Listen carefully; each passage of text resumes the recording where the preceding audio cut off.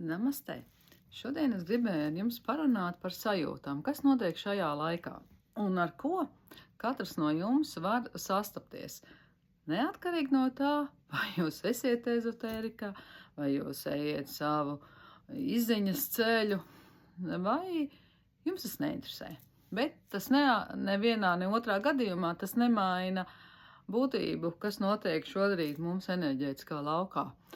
Un kas enerģētiskā laukā notiek? Enerģētiskā laukā mums pazūd robežas tādas, ko mēs kādreiz varējām teikt, kad kādam ir spējas, viņš nolasa lauku, un tas nav dots visiem. Tas ir pārmantots no dzimtas, no kādas tantes vai kāda veča. Un šī laikā šī robeža, šīs durvis ir pavērtas.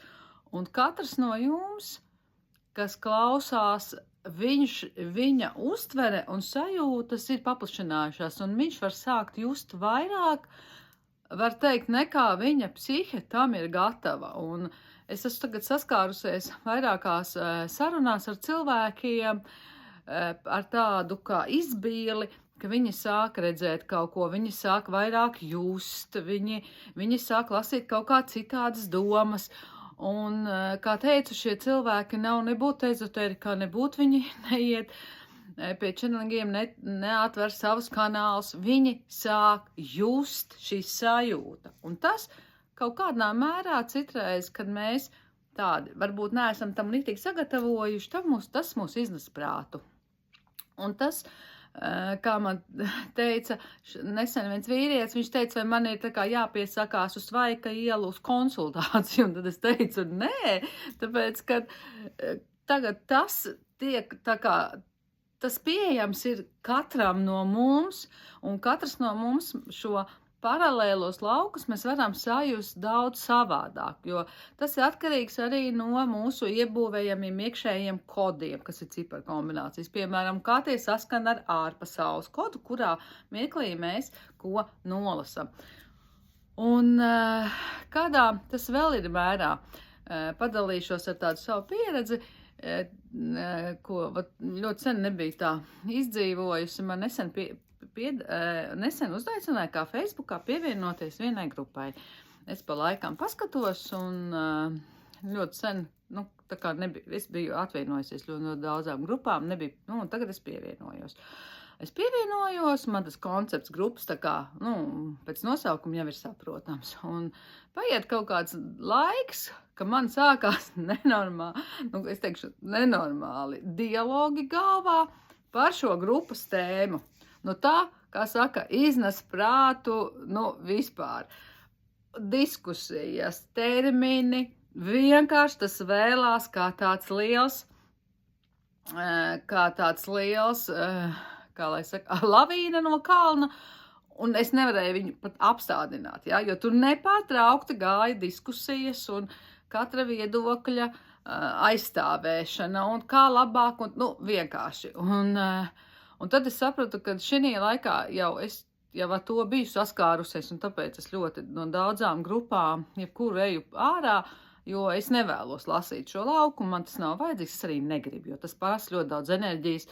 Un tad sapratu, kā šis lauks, viņš vēl smalkāk. Ja pirms tam varēja tā kā nolasīt kaut kādu tur toni, tad šobrīd tāds ļoti konkrēts lietas. Un tas šobrīd ir ne tikai man, bet tas arī ir ļoti daudziem no jums, kad jūs nevarat saprast, no kurienes nāk šie dialogi. Un tas dialogs nāk no tā lauka, ko ir radījis kā var teikt, šī grupas sanākušie cilvēki, un tā ir tēma, par ko viņi runā. Un tagad tā kā tās pasaules, viņām nav šī barjera, kas kādreiz bija tikai, kā es teicu, cilvēkiem tur ar spējām, šī barjera ir nos, un katrs mēs jau varam savādāk šo nolasīt, un par to nav tā kā jāuztraucās, ar to vienkārši ir jāzina, ko darīt, un tāpēc es ieteiktu arī šī ziņā veikt tādu ģenerālu tīrīšanu un apskatīties, visas platformas. Es nesen arī taisīju tīrīšanu e-pastos, visos es tā kā tīrīju viss, kas ir sakrājies pa gadu, es to jau daru vairākus gadus pēc kārtas, neuzglabāju, kas man ir svarīgs, es lieku tur arhīvus vai tā, jo arī tā informācija, viņa ir tavā laukā un viņa dod tev fonu. Tā kā tas arī ir svarīgi un būtiski iztīrīt šīs visus e-pastus, tāpat kā visas grupas, kurās jūs esiet. Vai jums ir vajadzīga viņa, vai jūs tikai tā esat, jo savā veidā, tad, kad jūs iestājieties jebkurā grupā, tā ir sasaiste ar šīs grupas enerģētisko lauku, un jūs viņai esiet piesaistīti. Ja jūs esat tajā grupā, protams, es tā kā apsveru, vai man vajag šos dialogus ļoti, ļoti savā galvā, kad es tā kā no šīs grupas droši vien arī izstāšos un vienkārši viņai varu sekot, jo tad es jau neesmu piesaistīta tā kā ar jau konkrēti, jo es piekrītu šīs grupas noteikumiem, es esmu atsat, un tad es pat izvēlos, kad es pieslēdzos vai kad es nepieslēdzos, vai es vienkārši izlasu un ļoti ātri izlasu informāciju, un tā kā ātri aizstāju šīs durvis ciet, ka es negribu vairs zināt, kas es izlasu, jā, man tas tā kā saista, mani tas nesaista, un es eju tālāk, un ieteiktu arī jums šī laikā ieviest tādu tīrību šai interneta vidē, kam jūs sekojiet, ko jūs daboniet no tā, kādas jums pēc tam ir domas prātā, cik klus un mierīgs pēc tam ir jūsu prāts. Un tas man ļoti vēl vedināja jau vairākas dienas, es tā kā pētu arī šo internetu vietni un visādas lietas, un man likās ļoti interesanti, kad, piemēram, man visneitrālākais platforma ir Instagrams, jo Instagramā šī līdzās pastāvēšana viņa nav ar šo enerģētisko piesaisti. Tā ir tāda varētu vēl teikt, kā kopienas platforma, kurā sanāk cilvēki, un vai viņi dalās, ar visu, ar savu prieku, ar savu mīlestību, ar saviem darbiem, ko viņi dara, ar domu graudiem. Un bija ļoti interesanti, kad Instagrams, viņa ir no enerģētiski kā tāda kopiena, kurā mēs atnākam, un mēs esam brīvi. Tur nav, jo es vairākas reizes skatījos Instagram, un es nesajūtu šo kaut kādu piesaisti enerģētiski, ja, kas ir. Un, piemēram, Facebooka jau kodā, ģenerētā Facebooka kodā, viņā ir ļoti konkrēti jau ir grupas un cilvēki, un cilvēki ne, bet tieši šo grupu, un tu vienkārši uzreiz tiec tā kā ar stepseli tevi pieštapselē pie tās grupas enerģijas lauka, un tu jau negribot tikai tāpēc, ka tu esi tajā grupā, tava enerģijas daļiņa aiziet uz šīs grupas enerģētisko lauku. Tas jums tāda vēl ir viela, ko arī pārdomām. Un TikToku skatījos, jo es arī esmu TikTokā. TikTok platformā ir savādāka kombinācija, jo mēs ņemam, ka katram cilvēkam ir savs ciparu kods. Manā, kad es lasu šos ciparu kodus, man ir 12, bet es esmu dzirdējusi, ka citiem ir piemēram 8 ciparu kods. Man ir šis 12 ciparu kods. Un tad arī katrai šai grupai, katram vispār, ja, tādai, tur, kur ir vairāk cilvēku un kur ir enerģija savienojums, ir tādi kodi, var teikt, ja. Un TikToka kodā ir azartspēļu koda daļa, ja, kad TikToks sevi nes enerģiju no azartspēļu koda enerģijas fragmentu, un tad jūs varat paši izdarīt secinājumus, kā jums ir ar TikToku, cik jūs esat viņā iesaistīti un cik jūs varat novadīt. Ieiet, iziet un nolikt, un jums, tā kā telefons nesāk tur nepārtraukti, nav tā uzmanība, kad jums ir tā uzmanība visu laiku to telefonu skatīties, un tad jūs varat pārbaudīt, cik jūs tādā mirklī varbūt nolasiet, cik jums ir sastājis te kaut kur ieiet, un tāds, un vēroju arī YouTube to sajūtu, Un kā tur tas ir informācijas lauks? Tur informācijas lauks ir tāds kā televizorā, mēs viņu attaisam, un tad jau atkarībā no tā, kas ienāk mūsu laukā, tad arī ir, bet lielā mērā viņš nav.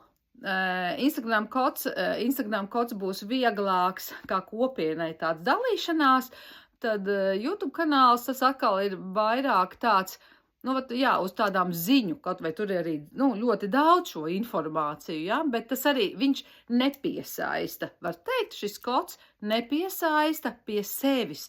Un tā jūs arī varat pārbaudīt visas kopienas, kur esiet pieteikušies.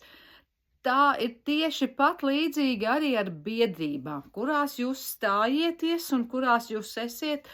Ja pat mēs esam kādā biedrībā, tā kā uz papīra, kur esam, ja, tas strādā savādāk. Ja mēs esam grupā biedrībā, kas ir caur šo interneta vietni, kur mēs dabonam, tā kā mēs saņemam visu šo informāciju, tur šie kodi jau būs jums daudz savādāki, un šī piesaiste jau būs cita.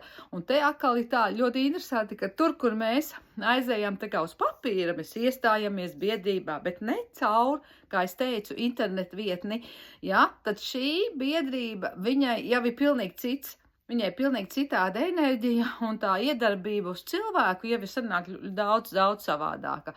Bet caur vietni, kā saku, ja, tad tas ir savādāks. Tāpēc neuztraucieties par to, ko jūs vairāk jūtiet, vai par to, kad viens nesen man vīrs saka, visu mūžu strādājis ar dārzā un laukos dzīvo un visu, un pēkšņi viņš iet, viņš saka, Dievs, es gribu krūmu, krūmam apgriezt, un es sāku just, ko tas krūms tā kā saka, un ka tas nav labi tagad to darīt, un viņš panikā cilvēks, viņš saka, ārprāts, vai es jūku uz vecumu prātā, jau ļoti, ļoti sirmā vecumā jau ies, un es saku, nē, ar tevi viss kārtībā, vienkārši nav šī barjera, un tāpēc jūs varat pavērot, kā šis laiks ir jums padalīties. Es priecāšos par